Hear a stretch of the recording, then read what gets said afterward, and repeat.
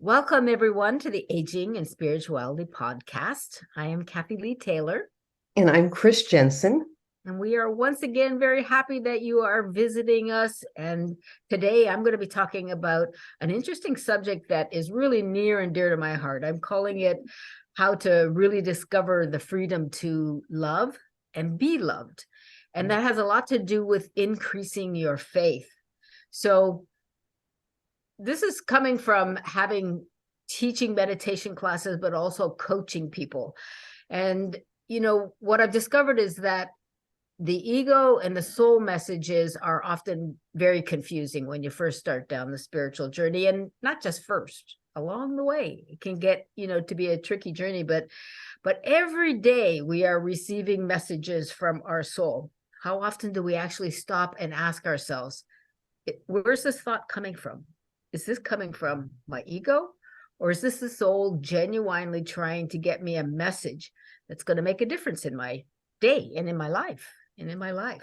So that's a process of discerning that you really have to learn how to do for yourself.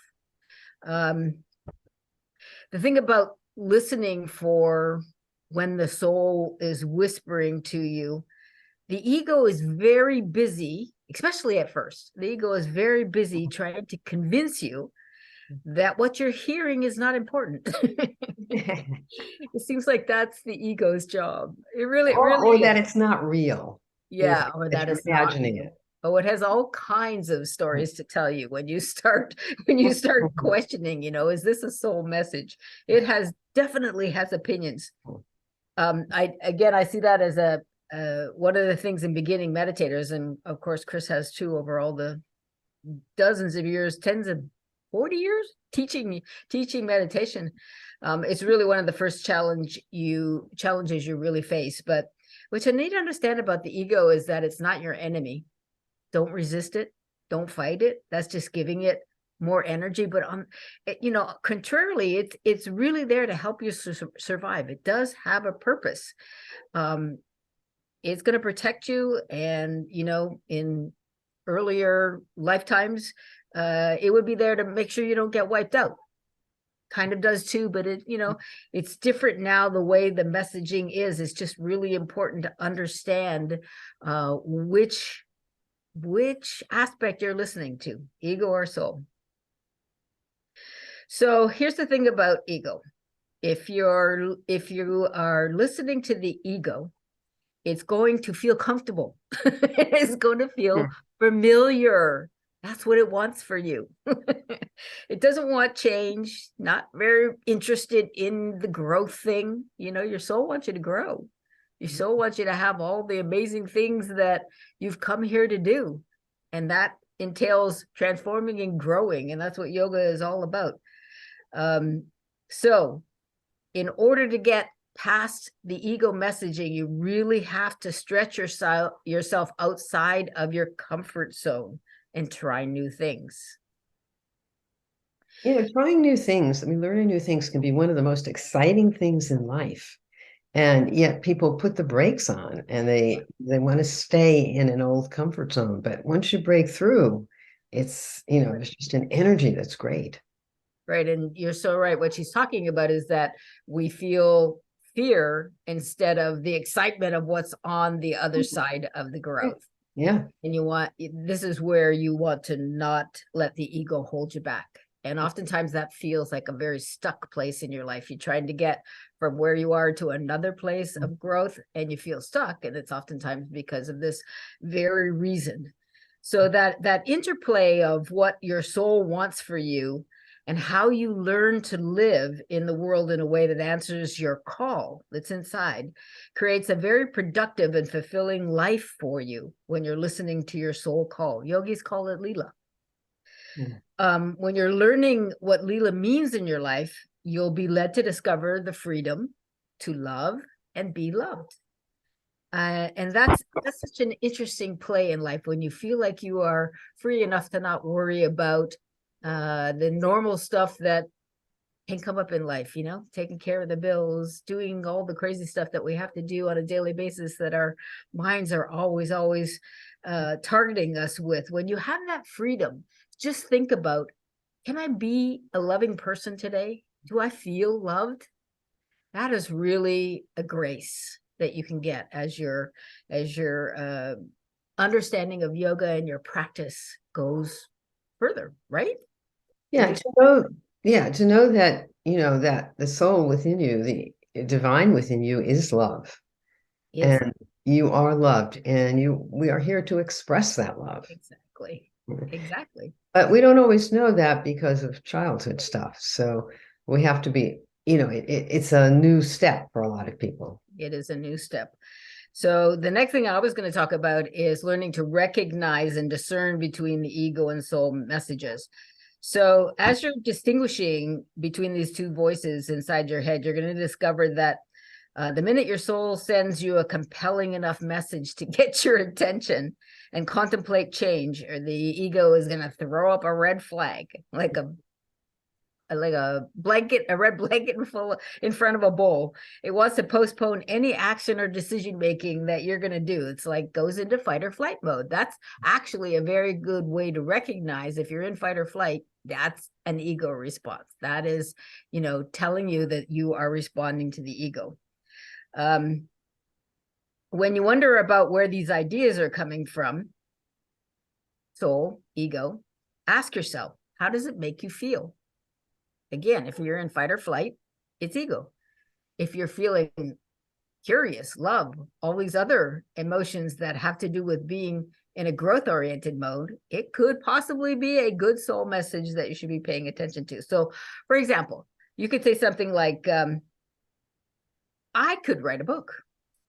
And immediately your ego says, is this a soul call?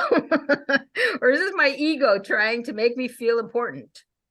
You're going to face similar questions on your spiritual journey all along the way. And the good news is there's one powerful way to discern which direction to take.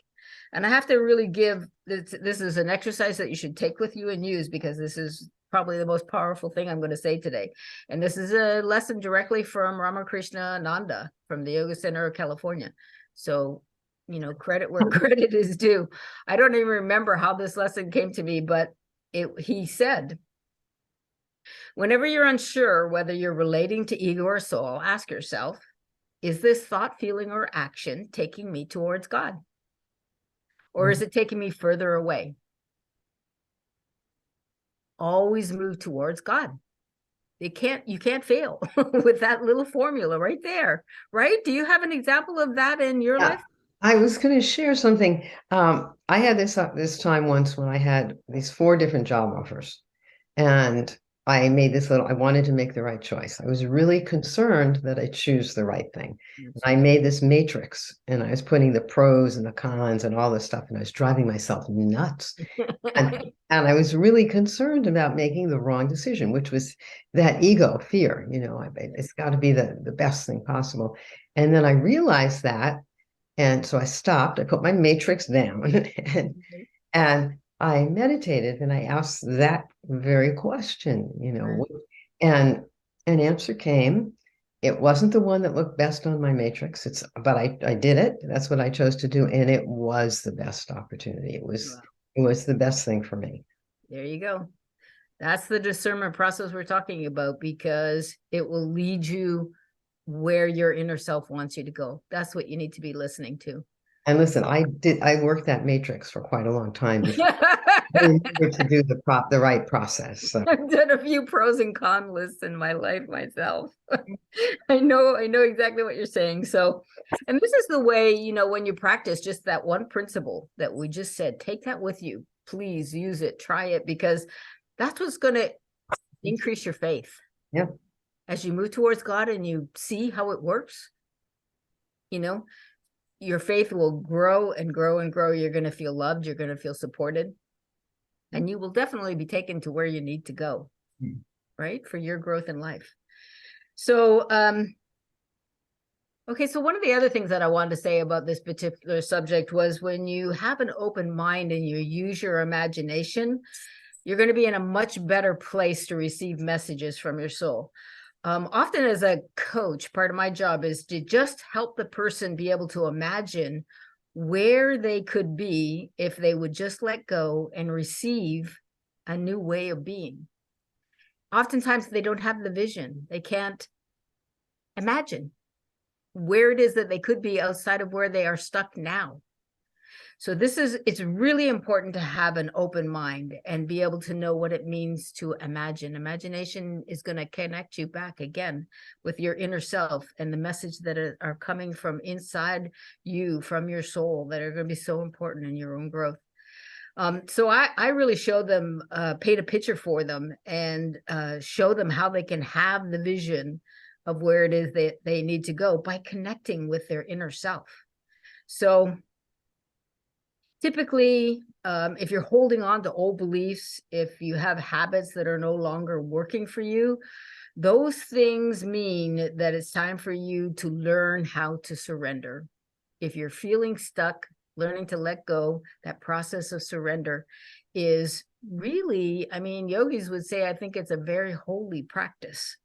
And it's so important to understand surrender in order to be able to move past your fears. Move past your comfort zones, because you can't get to those other higher levels of awareness without the ability to learn how to surrender. So is there anything about surrender that you would like to say, Chris, that would help? Yeah, it's tough. It's really tough because we're used to living a life where the ego's in charge, and we want to feel that we're directing everything and directing our lives. And old habits are very hard. Yeah. They're some of the hardest things. I mean, we recognize them. We know we don't want them. So why don't we change? We just kind of get stuck in that spot. And the thing that you have to do is just remember that humbleness, humbleness before your inner self, before your soul. Just, think you. And when that happens, there's a softness, there's a surrender. I remember we did a practice once as if. So we were supposed to do, what would I do in this situation as if I were some great being. And for some reason, I chose our teacher, Ramakrishnananda, which I don't know that he wanted us to do, but that's what I chose. And I don't know what I was expecting, but it was like a meditation experience. But what I experienced was just the most incredible humbleness. Wow. And that to me was a real awakening that was the key. Wow. That was the key right there. Humbleness. That will help us get past those, because I know how tough old habits are to get past. I mean, I like learning new things, but when a habit is there, it's hard to get rid of it. Yeah. And mostly because you're not aware of it, right? It's playing its old song and you don't even know, you stopped listening to it. But that's actually one of the reasons that it's great to have a spiritual community. Yes. Go and learn from each other. And in relationship, oftentimes those mirrors of relationship will let you see exactly what you're doing, like oftentimes if you're in even a one-on-one or a friendship or whatever it is, if you've got a place where your soul wants you to see it and move past it, that situation is going to come up, and it's going to be reflected back to you. And you probably won't like it very much. No, you don't. I had a thing with being impatient, and I really thought I had worked on that quite a bit. Yeah. And you're like impatient when it came up. Like, I'm not impatient. Then it came up, it got thrown in my face, and I thought, oh, darn it, I thought I was done with that, but it's something I have to continually work on. Yeah. For me, that old habit. For me, that one's arrogance. What are you talking about? I don't know what I'm talking about. Yeah, we all have our little that we have to work on. Right. So here's just one little tip about surrender. But when you wake up in the morning and you start off with a sense of gratitude for being alive, and give yourself a chance to connect with your inner self. If you're full of gratitude, you are definitely tuning in to your inner self. It's one of the quickest, easiest ways to do it. Even, you don't have to sit and meditate and do big things. Just feel gratitude. And while you're feeling gratitude, just ask yourself, is there anything holding me back today from living in my highest self? If there's something stuck there, you're gonna know. You're gonna hear Yeah. it, you know? Yeah. And then you can deal with it. And that will help you just start your day off letting go of shedding, you know, surrendering anything that you don't need to carry around with you anymore. No more, you know, all the emotional baggage. Just start off with gratitude. So, okay, the ego. I'm not finished with the ego. I got a little bit more to say about how it's like the overprotective parent. So remember when you were a little child and your mom or dad stopped you from doing something that was dangerous, but inside yourself, you knew you could ace it. I remember being that little kid that thought she could ace anything. And but part of that was because my dad was a sports coach, and bless his heart, he didn't discern between boys and girls. I was treated exactly the same way, you know. I wasn't told that I could not do something, you know. So I had very big expectations of myself, and you know, probably to the point of, you know, getting hurt for stupid reasons, you know. But that's who I was, and I was allowed to do it. So when a person feels like they're being held back, it's very frustrating. So when you're unwittingly making decisions that are based on your ego's voice, your ego's guidance, you can feel really ripped off. This is a clue, is what I'm telling you. This is a clue that the ego is controlling the situation and you're not even aware of it, because you're feeling like, I know I can do this, but I feel like something's holding me back. I'm self-sabotaging in some way. So when you're feeling that way, the first step is become aware. Why do I feel this way about this particular situation? Am I holding myself back? Is there an old belief in there? Is there, you know, what is going on? It's very important to become aware of it. And then you can let it go. So for example, when I first told myself, oh, I'm going to write a book, this is a lot of years ago now, over 10, maybe 15 years ago. It was the first time I thought, I can write a book. I know how to do this. And unfortunately, at the time, doubt was my best friend. And I remember, in fact, the title of my book that I first wrote was called Freedom from Doubt. I was trying to figure out how to get rid of doubt, you know, but I wasn't very good at it. I had to fight, you know, and eventually learn how to let go of every thought in my head that said, I can't do this.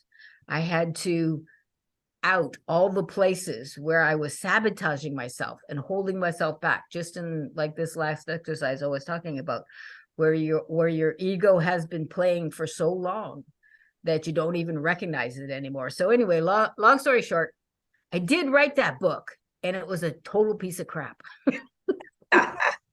It's in a box somewhere, but it literally was the thing that helped me move past so many inner barriers. You know, it had helped you have a breakthrough. It did help me have a breakthrough. Yeah. Yeah. It felt like a crap load of work. And it was like, oh my God, I wrote this whole thing and all these pages and wham, wham, wham, wham, wham. But it grew me to a place where I realized I really could write a book.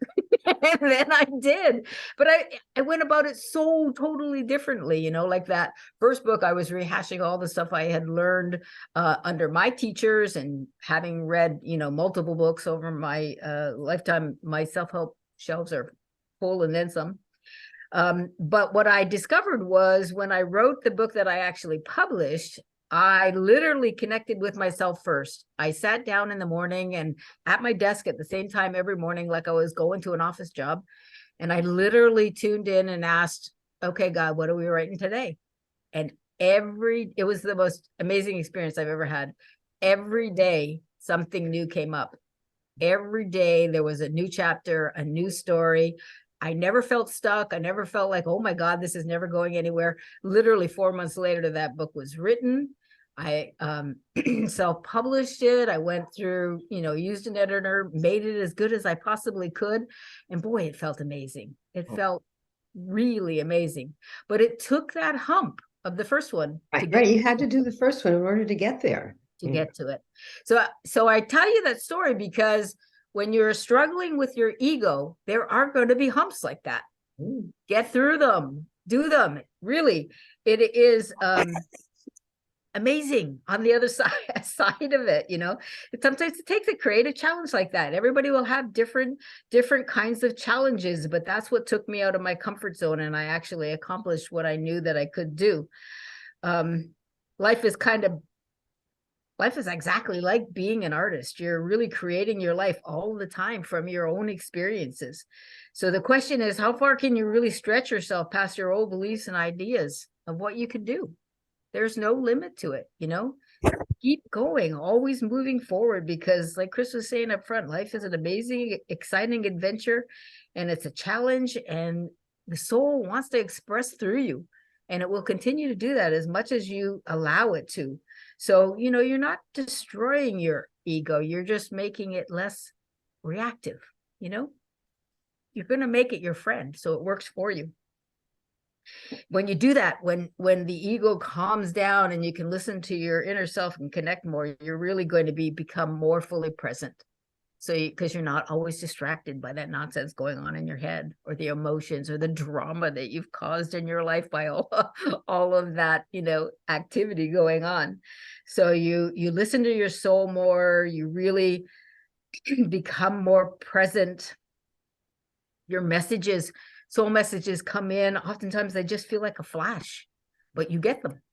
You know, you don't miss them. You've trained yourself to hear, sense, feel, and know Attention, and what. not ignore, to pay attention and not ignore Okay, them. exactly, because now you've kind of got a system, you know. You know what it sounds, you know what it sounds like and what it feels like to have the soul message come in and to receive those. You know what it feels like to receive them. You trust that inner process. It becomes stronger, and you grow more because of it. So you really understand how your soul operates, how it communicates with you. Yeah. Once you get past the bumps, I mean, there's probably always little bumps somewhere, but you get much better at really understanding. You know, a lot of it has to do with somatic healing. And once you get through that part of it, there are just endless opportunities to continue to grow in expressing your soul. It never stops. So just remember, put your faith in God first. Move towards God. Whenever you have a doubt, a question, you're not sure what to do, move towards God. Do make the choice that makes you feel like you're moving towards God, not away from. And you'll always feel love, and you'll always feel supported when you operate from that level. So there you go. I hope some of that in there somewhere was helpful to you. We really love that you show up. Thank you. Send us your questions, and we'll see you next week. See you soon.